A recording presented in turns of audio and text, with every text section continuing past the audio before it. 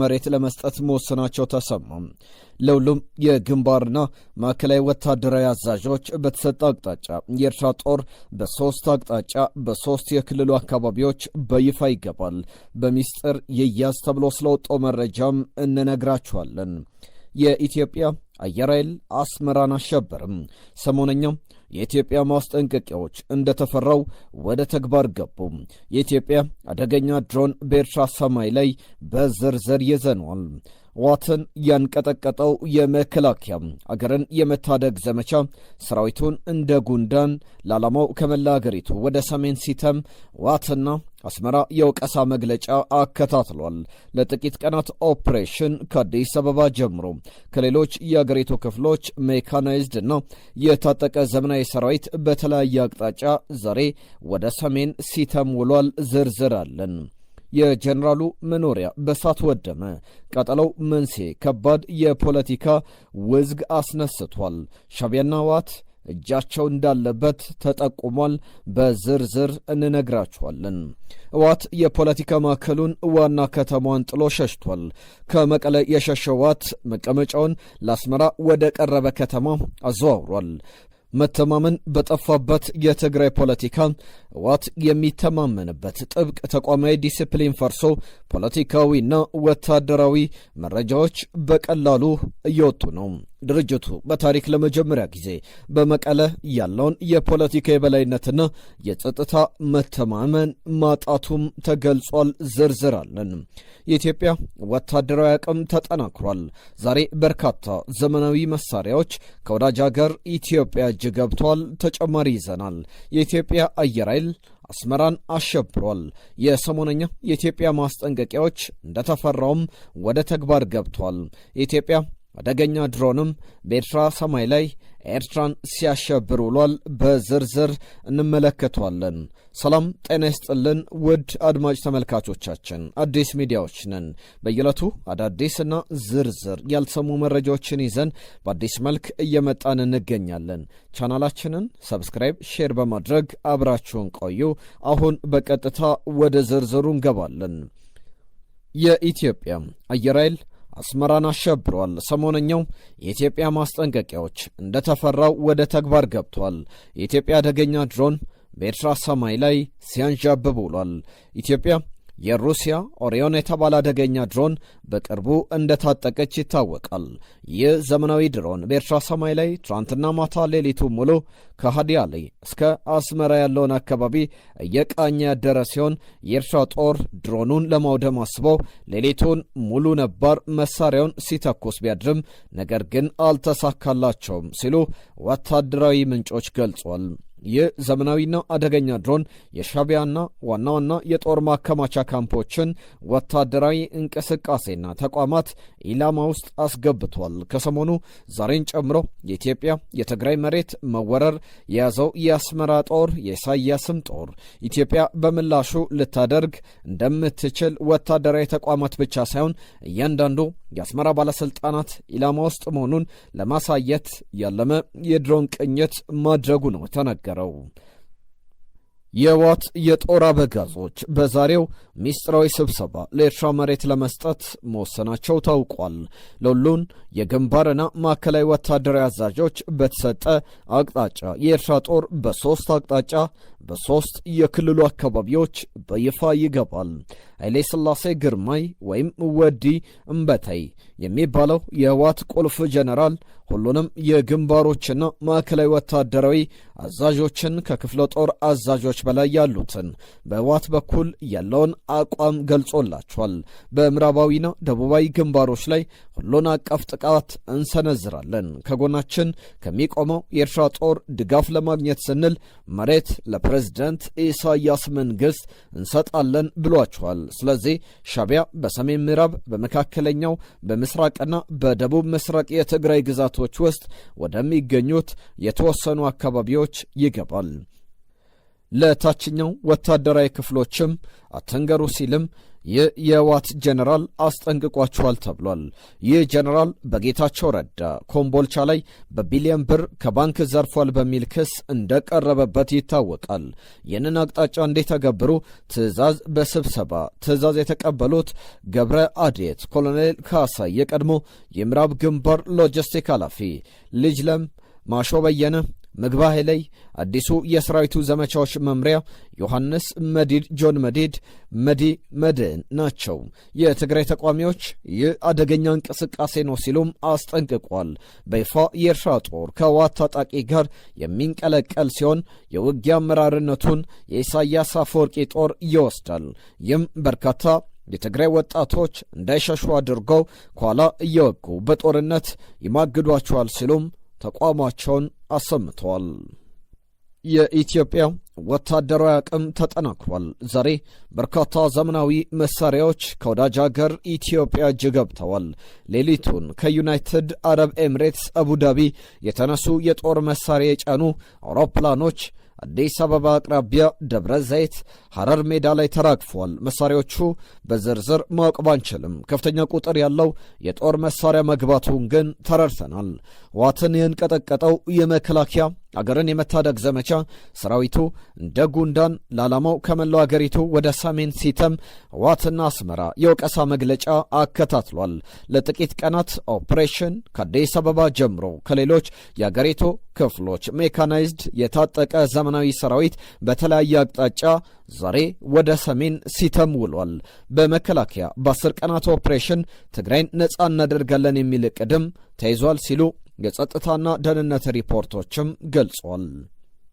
በመከላከያ በ10 ቀናት ውስጥ ኦፕሬሽን ተደርጎ ትግራይን ነጻ እናደርጋለን የሚል ዕቅድ ተይዟል ሲሉ የጸጥታና ደህንነት ሪፖርቶች ገልጠዋል። ይህንን መረጃ ጨምሮ ባህርዳር ዙሪያ፣ ደብረታቦር ቀጠና፣ ሰሜን ወሎና ማዕከላዊ ጎንደር አንዳንድ አካባቢዎች ሰራዊቱን አካባቢውን ትቶ ወደ ሰሜን እየተመመ ነው። በተለይ የደብረታቦር ቀጠና በርካታ ሰራዊት ተንቀሳቅሷል ሲሉ እማኞች ነግረውናል። ከመላው አገሪቱ በተለይም ደግሞ ከአዲስ አበባ ወደ ሰሜን ኢትዮጵያ ታንክን፣ መድፍን ጨምሮ ከበርካታ ሰራዊት ጋር ሌሎች ዘመናዊ ከባድ መሳሪያዎችን ጨምሮ ዛሬ ሲጓጓዝ ውሏል። ይህ በተለይ ወልቃይት ሰቲት ሁመራ ዞንን ማዕከል እያደረገ የኃይል ክምችት እንዲሁ አፋርን በጨርጨር በካላዋ በኩልም እሱን ማዕከል ያደረገ የኃይል ስብሰባና ስምሬት ክምችትም እየተደረገ ነው ያለው። በዋግምራ ዞንም እንደዚሁ አዲስ ስምሪት ተሰጥቷል።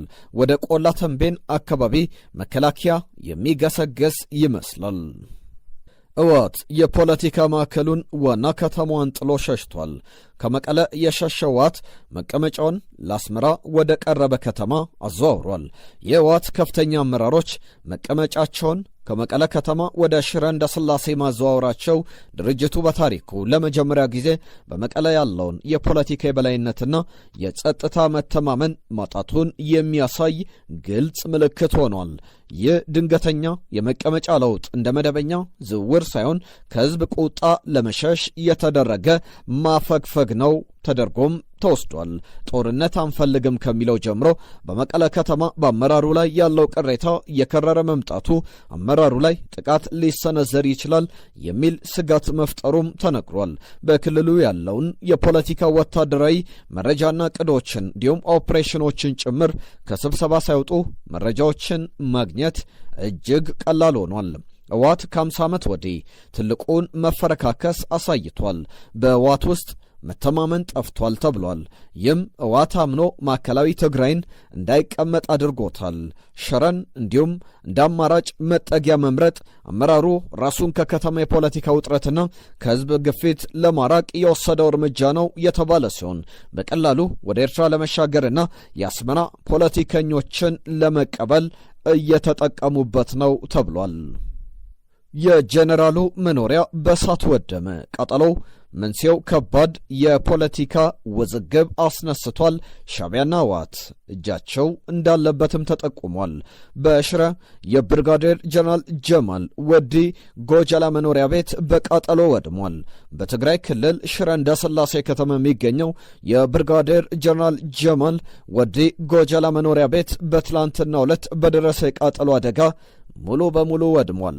ቃጠሎው በሌሊት በተከሰተ ሲሆን በቤቱ ውስጥ የነበረው ንብረት ሙሉ ለሙሉ መውደሙም ተገልጿል። ስለ አደጋው መንስኤ እስካሁን በይፋ የተሰጠ መግለጫ ባይኖርም ምንጮች በቤቱ ውስጥ ተከማችቶ የነበረ ነዳጅ ለቃጠሎ መነሻ ሊሆን እንደሚችል ጠቁሟል።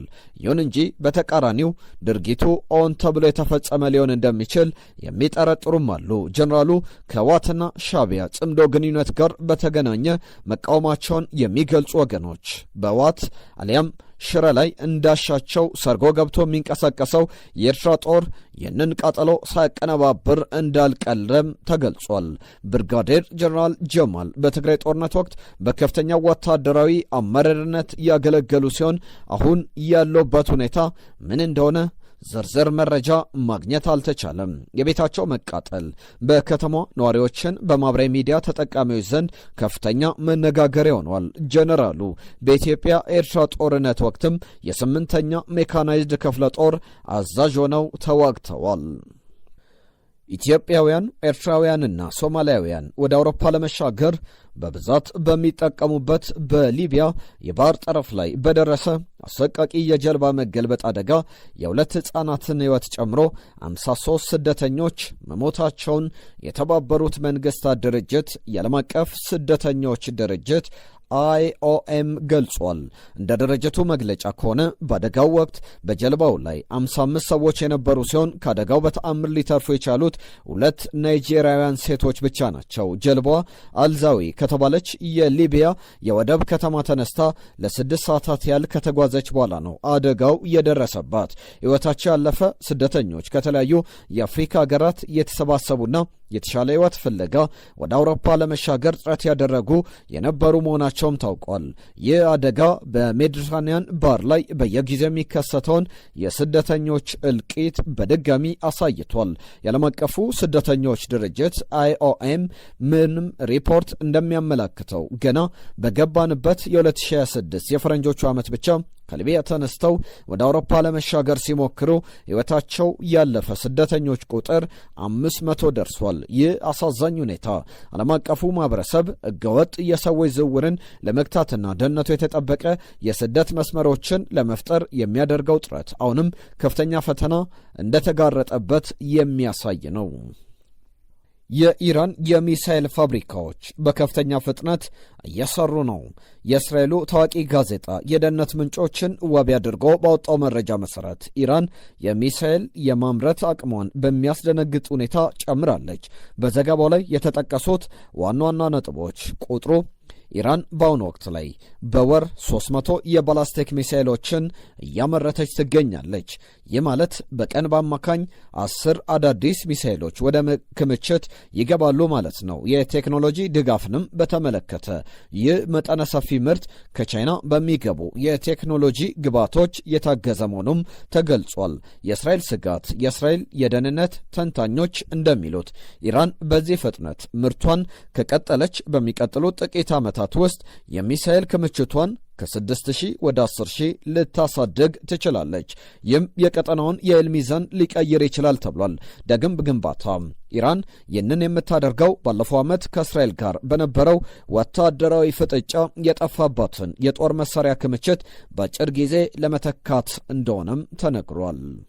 በመጨረሻም የግብፁ ፕሬዝዳንት አብዱል ፈታህ አልሲሲ በተባበሩት አረብ ኤምሬትስ ያደረጉትን ይፋዊ የሥራ ጉብኝት አጠናቀው ወደ አገራቸው ተመልሰዋል። ፕሬዝዳንቱ ከአቡዳቢው ፕሬዝዳንታዊ አውሮፕላን ማረፊያ ሲነሱ የተባበሩት አረብ ኤምሬትስ ፕሬዝዳንት ሼክ መሐመድ ቢን ዛይድ አልናያን አሸኛኘት አድርገውላቸዋል። ሁለቱ መሪዎች በቆይታቸው በጋራ በሚያሳስቧቸው ቀጠናዊ ዓለም አቀፋዊ ጉዳዮች ላይ የመከሩ ሲሆን በተለይም በመካከለኛው ምስራቅ ባለው ወቅታዊ ሁኔታ ላይ ሰፊ ውይይት አድርገዋል። መሪዎቹ በጋዛ ሰላም እንዲሰፍን የተኩስ አቁም ስምምነቱ ተግባራዊነትን ማፍጠን፣ ሰላማዊ ሰዎችን መከራ ለመቀነስ ሰብአዊ እርዳታን ያለምንም እንቅፋት በበቂ ሁኔታ እንዲገባ ማድረግ በሚሉ ነጥቦች ላይ አጽንኦት ሰጥተዋል። ተመሰረተ ፍትሐዊ ዘላቂ እንዲሁም ሰላም እንዲመጣ መስራት ለቀጠናው ደህንነት መረጋጋት ወሳኝ መሆኑንም አሳስበዋል።